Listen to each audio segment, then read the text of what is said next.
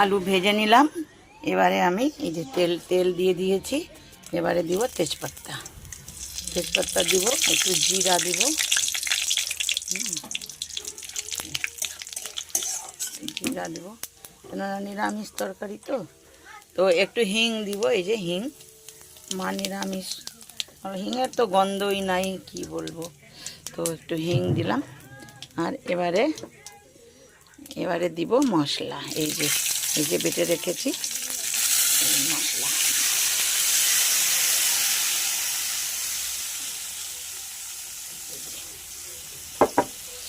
এক হাতে তো অসুবিধেই হয়, কি করব, করছি। ঠিক আছে, এই যে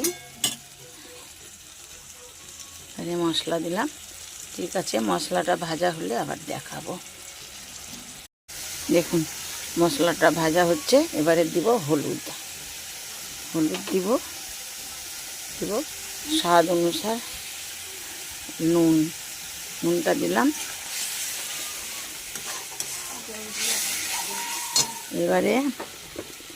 এবারে দিলাম এই যে কস্তুরি মেথি, কেন নিরামিষ তরকারি তো। আর কস্তুরি মেথিটা দেওয়ার পরে এই যে আমি এবারে দিচ্ছি আলুটা, কেন মশলার সঙ্গে আলুটা কষা হলে আলুটাও গলে যাবে। আমি একটু আলুগুলো বড় বড় করে কেটেছি, আমার বড় আলুটা ভালো লাগে, ওই জন্য।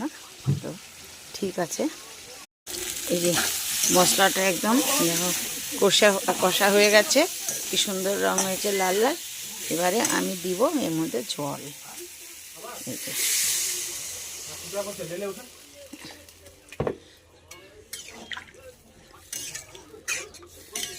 এবারে ঝোলটা ফুটে গেলেই বড়াটা দিয়ে নামিয়ে নিব।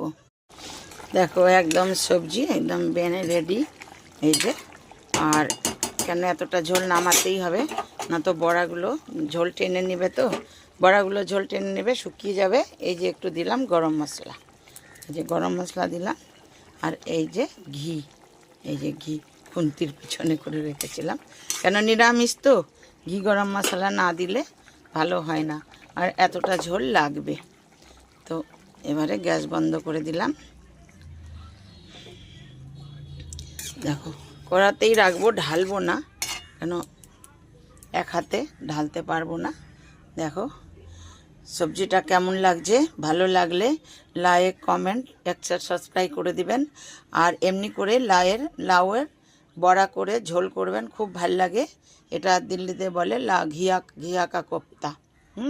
তো এখানে তো লাউকে ঘিয়া বলে, তো এখানে আমরা লাউ বলি। তো